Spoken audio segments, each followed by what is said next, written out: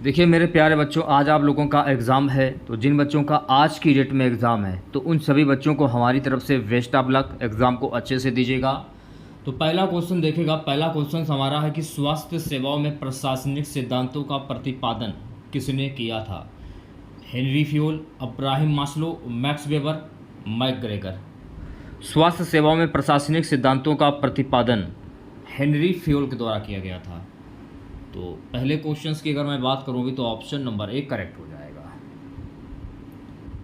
दूसरा क्वेश्चन देखेगा, अस्पताल में एक वरिष्ठ नर्स और जूनियर स्टाफ के बीच कार्य कुशलता बढ़ाने के लिए सबसे प्रभावी नेतृत्व शैली कौन सी मानी जाती है? ये मानी जाती है लोकतांत्रिक नेतृत्व। तो दूसरे क्वेश्चंस की अगर मैं बात करूँगी तो दूसरे क्वेश्चंस का जो राइट आंसर जाएगा ऑप्शन नंबर बी के साथ में। सो गाइस नेक्स्ट क्वेश्चन देखेगा, चेन ऑफ कमांड किस संगठनात्मक सिद्धांत से संबंधित है? एकता का सिद्धांत, नियंत्रण का क्षेत्र, विकेंद्रीकरण, अधीनता की एकता। तो चेन ऑफ कमांड जो है ना, ये एकता के सिद्धांत से संबंधित है। तो तीसरे क्वेश्चंस की अगर मैं बात करूं तो तीसरे क्वेश्चंस का जो राइट आंसर जाएगा ऑप्शन नंबर ए के साथ में। चौथा क्वेश्चन देखेगा सभी बच्चे। सो गाइस चौथा क्वेश्चन है कि किसी स्वास्थ्य संस्था में कार्यों के प्रभावी विभाजन के लिए कौन सा चार्ट उपयोग किया जाता है? पाई चार्ट, ऑर्गनोग्राम, फ्लो चार्ट, नियंत्रण चार्ट। तो कौन सा चार्ट उपयोग किया जाता है? क्वेश्चन तो इंपॉर्टेंट है। तो चेन ऑफ कमांड के लिए ऑर्गनोग्राम जो चार्ट है ये उपयोग किया जाता है। तो चौथे क्वेश्चंस की अगर मैं बात करूं तो ऑप्शन नंबर बी करेक्ट हो जाएगा। प्यारे बच्चों अगला क्वेश्चन देखेगा, एक सफल प्रशिक्षण की सबसे प्रमुख विशेषता क्या होती है? What is the most important trait of a successful supervisor? What is the most important trait of a successful supervisor? आदेश देना, निष्पक्षता, डर फैलाना, अनुशासन लागू करना। तो एक सफल पर्यवेक्षक की सबसे प्रमुख विशेषता होती है निष्पक्षता। तो पांचवें क्वेश्चन की अगर मैं बात करूं तो ऑप्शन नंबर बी करेक्ट हो जाएगा। छठा क्वेश्चन देखेगा सभी बच्चे। छठा क्वेश्चन हमारा है कि प्राथमिक स्वास्थ्य देखभाल प्रणाली में टीम अप्रोच का प्रमुख लाभ क्या है? What is the key benefit of team approach in primary health care? कार्यभार बढ़ता है, सेवा की गुणवत्ता घटती है, सहयोग और दक्षता बढ़ती है, निगरानी कठिन होती है। तो इसका लाभ क्या है ये आपसे पूछा जा रहा है। सहयोग और दक्षता बढ़ती है। तो छठे क्वेश्चंस की अगर मैं बात करूं भी तो ऑप्शन नंबर सी करेक्ट हो जाएगा। सातवां क्वेश्चन देखिएगा सभी बच्चे। सातवां क्वेश्चन क्या है? नेतृत्व शैली जिसमें नेता निर्णय स्वयं लेता है और कर्मचारियों की भागीदारी न्यूनतम होती है वह क्या कहलाता है? Which leadership style involves leader making decision with minimum staff participation? लोकतांत्रिक, सहायक, निरंकुश या सहभागी? तो ये क्या कहलाती है? तो ये कहलाती है मेरे प्यारे बच्चों निरंकुश। तो सातवें क्वेश्चंस की अगर मैं बात करूं तो ऑप्शन नंबर सी करेक्ट हो जाएगा। प्यारे बच्चों अगला क्वेश्चन देखेगा। अगला क्वेश्चन हमारा, एक प्रशिक्षु नर्स को नई तकनीक सिखाने के लिए कौन सी शिक्षण विधि सबसे उपयुक्त है? व्याख्यान, प्रदर्शन विधि, समूह चर्चा, केस स्टडी। एक प्रशिक्षु नर्स को नई तकनीक सिखाने के लिए प्रदर्शन विधि सबसे उपयुक्त है। तो आठवें क्वेश्चंस की अगर मैं बात करूं तो ऑप्शन नंबर बी करेक्ट हो जाएगा। नेक्स्ट क्वेश्चन देखेगा, नर्सिंग प्रशासन में इवोल्यूशन प्रक्रिया का प्रमुख उद्देश्य क्या होता है? पुरस्कार देना, समय की बचत, प्रदर्शन का मूल्यांकन, कार्यभार विभाजित करना। तो मेरे प्यारे बच्चों नर्सिंग प्रशासन में इवोल्यूशन प्रक्रिया का प्रमुख उद्देश्य होता है प्रदर्शन का मूल्यांकन। तो 9वें क्वेश्चन की अगर मैं बात करूं तो ऑप्शन नंबर सी करेक्ट हो जाएगा। 10वां क्वेश्चन देखेगा, नर्सिंग प्रक्षेपण में फीडबैक का क्या महत्व है? What is the importance of feedback in nursing supervision? आलोचना का माध्यम, संवाद की समाप्ति, सुधार का साधन, रिकॉर्ड रखने का तरीका। तो मेरे प्यारे बच्चों, नर्सिंग प्रशिक्षण में फीडबैक का महत्व होता है सुधार का साधन। तो 10वें क्वेश्चंस की अगर मैं बात करूं भी तो ऑप्शन नंबर सी करेक्ट हो जाएगा। 11वां क्वेश्चन देखेगा, गर्भावस्था में गुडेल का लक्षण किस परिवर्तन को दर्शाता है? What does Goodell sign in pregnancy indicate? गर्भाशय की वृद्धि, गर्भाशय ग्रीवा को मुलायम होना, स्तनों पे भारीपन, योनि स्त्राव।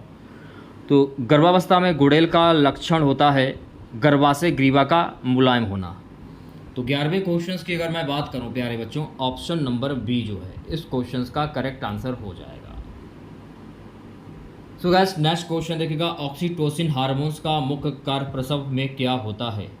What is the primary function of oxytocin during labour? भ्रूण की वृद्धि, यूटेराइन संकुचन को प्रेरित करना, रक्तचाप बढ़ाना, प्लेसेटा का विकास। ऑक्सीटोसिन हार्मोन्स का मुख्य कार्य प्रसव में क्या होता है? यूटेराइन संकुचन को प्रेरित करना। तो 12वें क्वेश्चंस की अगर मैं बात करूं तो 12वें क्वेश्चंस का जो राइट आंसर जाएगा ऑप्शन नंबर बी के साथ में। अगला क्वेश्चन देखेगा, अगला क्वेश्चन है, प्रसव की तीसरी अवस्था थर्ड स्टेज ऑफ लेबर में मुख्य क्रिया क्या होती है? What is the primary event in the third stage of labour? शिशु का जन्म, प्लेसेटा का निष्कासन, गर्भाशय का फैलना, माँ की हृदय गति में वृद्धि। तो राइट आंसर की अगर मैं बात करूं प्लेसेटा का निष्कासन। तो 13वें क्वेश्चंस की अगर मैं बात करूं तो 13वें क्वेश्चंस का जो राइट आंसर जाएगा ऑप्शन नंबर बी के साथ में। अगला क्वेश्चन देखेगा, अगला क्वेश्चन हमारा है कि एपिसियोटोमी के बाद टॉन्के किस प्रकार के धागे से लगाए जाते हैं? Non absorbable steel, absorbable silicon. Episiotomy के बाद टाँके जो है ना ये एब्जॉर्बेबल के धागे से लगाए जाते हैं।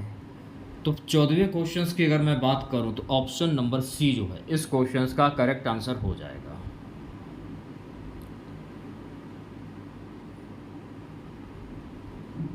अगला क्वेश्चन है कि पोस्टमार्टम हेमरेज पीपीएस से निपटने से सबसे पहले कौन सी दवा दी जाती है? ऑक्सीटोसिन, मेथरजिन, एर्गोमेट्रिन, मिर्जोप्रोस्टोल।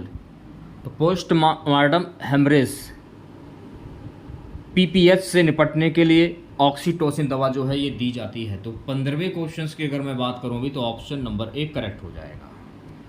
16वां क्वेश्चन देखेगा सभी बच्चे, 16वां क्वेश्चन हमारा है कि एक स्वस्थ नवजात शिशु का एपिगार स्कोर 1 मिनट तक सामान्यता कितना होता है? 2 से 3, 4 से 5, 7 से 10, 10 से 12। तो एक स्वस्थ नवजात शिशु का एपिगार स्कोर 1 मिनट पर सामान्यतया 7 से 10 होता है। तो 16वें क्वेश्चंस की अगर मैं बात करूं तो ऑप्शन नंबर सी करेक्ट हो जाएगा।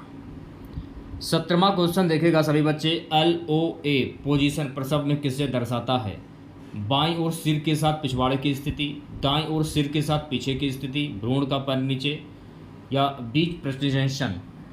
LOA पोजीशन प्रसव के दौरान किसे दर्शाता है? बाईं ओर सिर के साथ पिछवाड़े की स्थिति। तो 17वें क्वेश्चंस की अगर मैं बात करूं भी तो ऑप्शन नंबर ए करेक्ट हो जाएगा।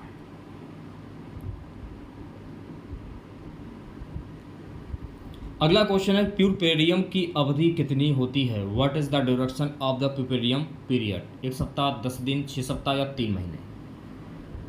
तो मेरे प्यारे बच्चों,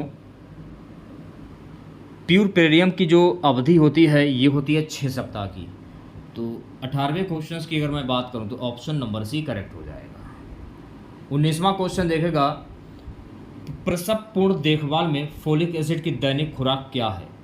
What is the daily dose of folic acid during antenatal care? 100 mcg, 400 mcg, 1 mg या 5 mg। देखिए, हमसे पढ़ने में कुछ अगर कुछ हमसे मिस्टेक अगर हो जाता है तो उसके लिए आप हमें क्षमा कर दीजिएगा। प्रसव पूर्ण देखभाल में फोलिक एसिड की दैनिक खुराक क्या होती है? 100 mcg। तो 19वें क्वेश्चन की अगर मैं बात करूँ तो ऑप्शन नंबर बी करेक्ट हो जाएगा। 20वां क्वेश्चन देखेगा सभी बच्चे, परिवार नियोजन में IUCD कॉपर टी का कार्य क्या होता है? What is the function of IUCD copper T in family planning? अंडोत्सर्जन को रोकना, गर्भाशय में निषेचन रोकना, गर्भनाल को हटाना, भ्रूण की वृद्धि करना। तो परिवार नियोजन में IUCD कोऑपरेटिव का कार्य क्या होता है? गर्भाशय में निषेचन रोकना। तो 20वें क्वेश्चंस की अगर मैं बात करूं तो ऑप्शन नंबर भी करेक्ट हो जाएगा। चलिए बढ़ते हैं नेक्स्ट क्वेश्चंस की ओर प्यारे बच्चों। अगला क्वेश्चन देखेगा, जन्मजात हाइपोथायरायडिज्म को शीघ्र पहचान न होने पर क्या प्रमुख प्रभाव पड़ता है? मोटापा, बौनापन, मानसिक मंदता, हृदय रोग।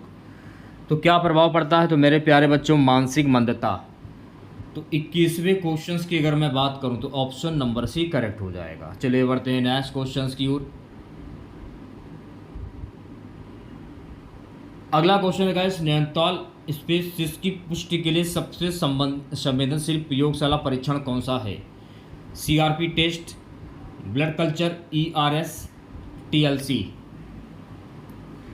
तो राइट आंसर की अगर मैं बात करूं ब्लड कल्चर। 22वें क्वेश्चन का जो राइट आंसर जाएगा ऑप्शन नंबर बी के साथ में। अगला क्वेश्चन देखेगा, अगला क्वेश्चन है एपिगार स्कोर में निम्नलिखित में से कौन सा पैरोमीटर नहीं होता है? हृदय गति, श्वसन प्रयास, चमड़ी का रंग, वजन। तो मेरे प्यारे बच्चों एपिगार स्कोर में वजन ये पैरोमीटर में नहीं होता है। तो 23वें क्वेश्चन की अगर मैं बात करूं तो ऑप्शन नंबर डी करेक्ट हो जाएगा। 24वां क्वेश्चन देखेगा सभी बच्चे, WHO के अनुसार community waste management of actual malnutrition CMAM में कौन सा आहार दिया जाता है? Iron, C syrup, ORS, RUTF, दूध और केला। तो कौन सा आहार दिया जाता है? RUTF। तो 24वें क्वेश्चन की अगर मैं बात करूं तो ऑप्शन नंबर सी करेक्ट हो जाएगा। अगला क्वेश्चन क्या है, नवजात शिशु में पीली त्वचा का सबसे सामान्य कारण क्या है? लिवर इन्फेक्शन, जन्मजात पीलिया, वायरल हेपेटाइटिस, थैलेसीमिया। तो मेरे प्यारे बच्चों नवजात शिशु में पीली त्वचा का सबसे सामान्य कारण क्या है? जन्मजात पीलिया। तो 25वें क्वेश्चन की अगर मैं बात करूं तो ऑप्शन नंबर भी करेक्ट हो जाएगा।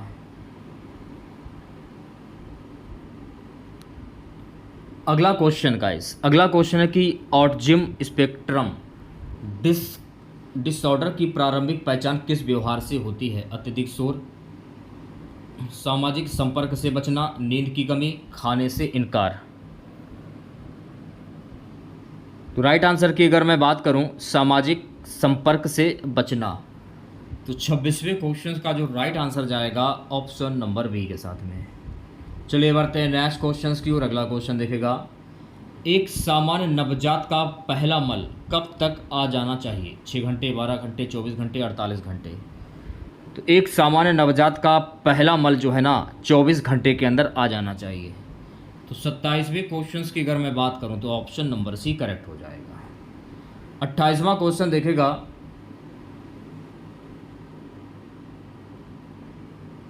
अगला क्वेश्चन है निम्नलिखित में से कौन सा संकेत नियोनेटल रेस्पिरेटरी डिस्ट्रेस का है? नॉर्मल क्राइंग, नथुनों का फूलना, अच्छी सर्किंग रिफ्लेक्स, त्वचा का गुलाबी रंग। तो राइट आंसर की अगर मैं बात करूं नथुनों का फूलना। तो 28वें क्वेश्चन का जो राइट आंसर जाएगा ऑप्शन नंबर बी के साथ में। चलिए बढ़ते हैं नेक्स्ट क्वेश्चन की ओर।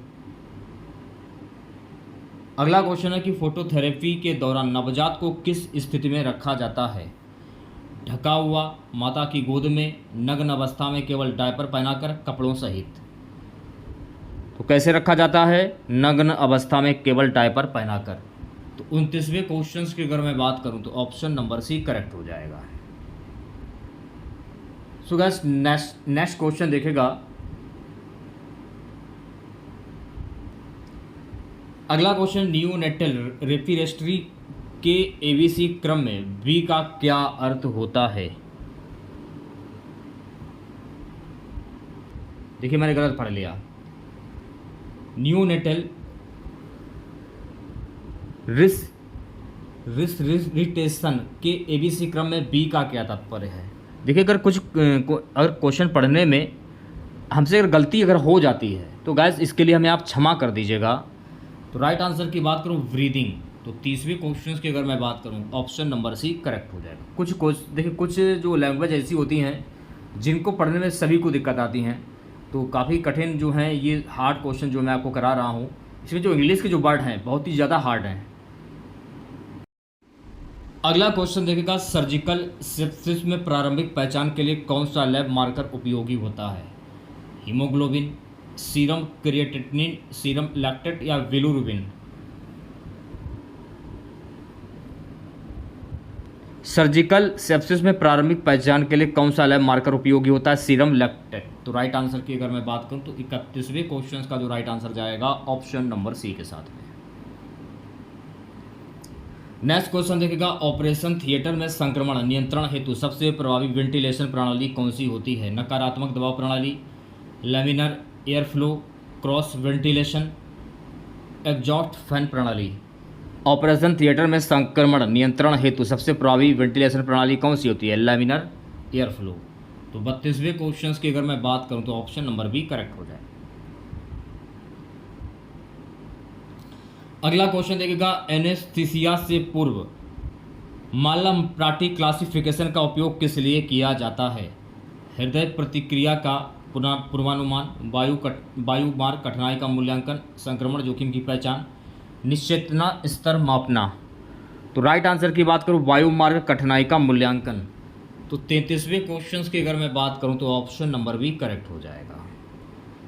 34वां क्वेश्चन देखिएगा, आईसीयू में सेप्टिक शॉक रोगी की प्राथमिक दवा क्या होती है? एड्रेनालिन, डोपालेमिन, नॉर एड्रेनालिन या ड्यूप्टामिन? आईसीयू में सेप्टिक शॉक रोगी की प्राथमिक दवा क्या होती है? ऑप्शन नंबर सी जो है इस क्वेश्चन का करेक्ट आंसर हो जाएगा। 35वां क्वेश्चन देखेगा सभी बच्चे, क्लास्ट्रिडियम डिफसाइल संक्रमण के लिए विशेष सावधानी क्या होती है? तो विशेष सावधानी क्या होती है? संपर्क पृथक्करण प्लस साबुन पानी। तो 35वें क्वेश्चन का जो राइट आंसर जाएगा ऑप्शन नंबर सी के साथ में। नेक्स्ट क्वेश्चन देखेगा सभी बच्चे। सो गाइस अगला क्वेश्चन हमारा है कि ऑपरेशन के बाद संक्रमण रोकने में सबसे महत्वपूर्ण उपाय क्या है? बार बार ड्रेसिंग, मौखिक एंटीबायोटिक, हाथ स्वच्छता और निर्जीव तकनीक, ऑक्सीजन थेरेपी? तो ऑपरेशन के बाद संक्रमण रोकने में सबसे महत्वपूर्ण उपाय क्या है? हाथ स्वच्छता और निर्जीव तकनीक। तो 36वें क्वेश्चन की अगर मैं बात करूं तो ऑप्शन नंबर सी करेक्ट हो जाएगा। सो गाइस नेक्स्ट क्वेश्चन देखेगा, वेंटिलेटर से संबंधित निमोनिया वीएपी की रोकथाम के लिए कौन सा उपाय सबसे आवश्यक है? उच्च मात्रा स्टेरॉयड, बंद सक्षिणन, बेड का सिर 30 से 45 डिग्री ऊंचा करना, बार बार नेबुलाइजेशन? तो राइट आंसर की अगर मैं बात करूं बेड का सिर 30 से 45 डिग्री ऊंचा करना। तो 37वें क्वेश्चन का जो राइट आंसर जाएगा ऑप्शन नंबर सी के साथ में। चलिए बढ़ते हैं नेक्स्ट क्वेश्चन की और अगला क्वेश्चन देखेगा। अगला क्वेश्चन है गाइस कि हाइपोवोलेमिक शॉक में प्राथमिक नर्सिंग हस्तक्षेप क्या होना चाहिए? क्या होना चाहिए? तेजी से आईवी तरल देना। तो 38वें क्वेश्चन का जो राइट आंसर जाएगा ऑप्शन नंबर सी के साथ में। नेक्स्ट क्वेश्चन देखेगा। अगला क्वेश्चन है, बैरियर नर्सिंग में गाउन पहनने का मुख्य उद्देश्य क्या होता है? What is the main purpose of gown in barrier nursing? शरीर का तापमान बनाए रखना, निर्जलीकरण से बचाना, रोग जनकों के प्रसार से बचाव, घाव भरने में सहायता। रोग जनकों के प्रसार से बचाव। तो 39वें क्वेश्चन का जो राइट आंसर जाएगा ऑप्शन नंबर सी के साथ में। 40वां क्वेश्चन देखेगा सभी बच्चे। 40वां क्वेश्चन हमारा है कि एनेस्थीसिया के दौरान लेरिंगोस्पाज्म होने पर कौन सी दवा दी जाती है? तो मेरे प्यारे बच्चों सक्सिनाइल कोलिन दवा दी जाती है। तो 40वें क्वेश्चन का जो राइट आंसर जाएगा ऑप्शन नंबर सी के साथ में। 41वां क्वेश्चन देखेगा सभी बच्चे। सामाजिक निर्धारण में से कौन सा घटक स्वास्थ्य विषमताओं को सबसे अधिक प्रभावित करता है? आर्थिक असमानता, खाद्यापूर्ति, जीवन प्रत्याशा, रोग प्रतिरोधक टांके?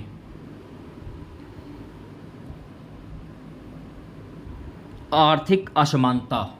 तो 41वें क्वेश्चन का जो राइट आंसर जाएगा ऑप्शन नंबर ए के साथ में। चलिए बढ़ते हैं नेक्स्ट क्वेश्चन की और अगला क्वेश्चन देखेगा।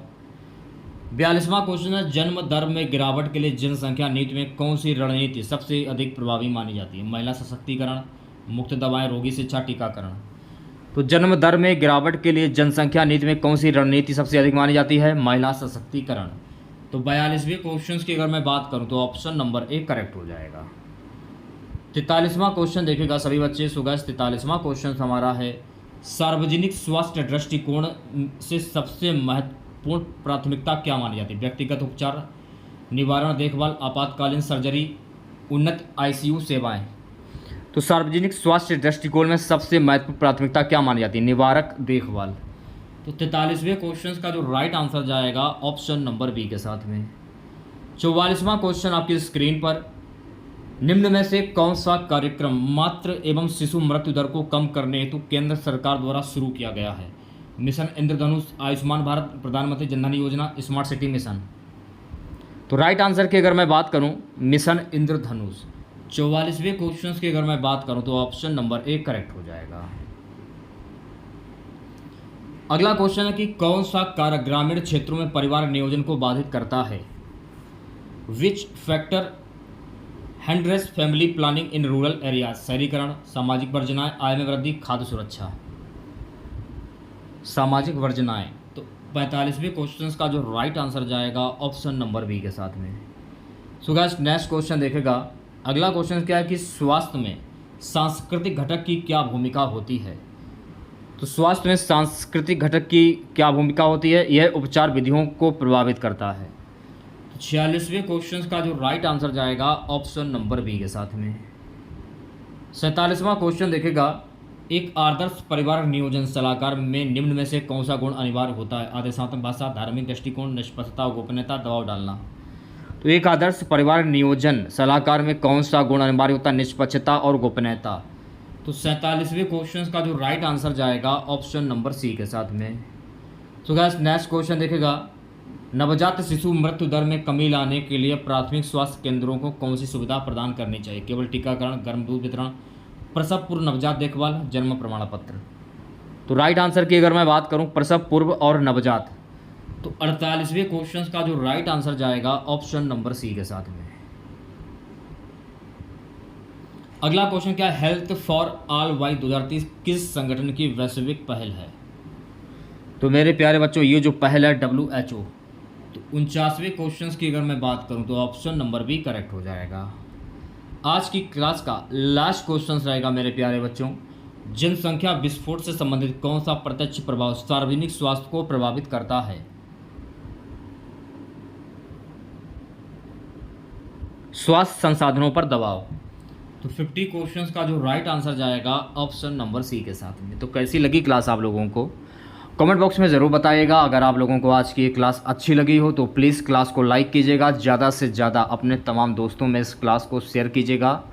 अगर आप चैनल पर नए हैं और आप लोगों ने अभी तक इस चैनल को सब्सक्राइब नहीं किया है तो प्लीज़ चैनल को ज़रूर सब्सक्राइब करें और नोटिफिकेशन बेल ऑन करना ना भूलें। तो मिलते हैं नेक्स्ट वीडियो के साथ। जय हिंद, जय भारत।